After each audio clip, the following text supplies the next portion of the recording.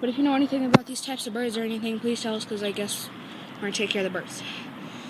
And I need to find a shoebox to put them in, poke holes in it, maybe take them outside, I'm not sure. So, just a sec.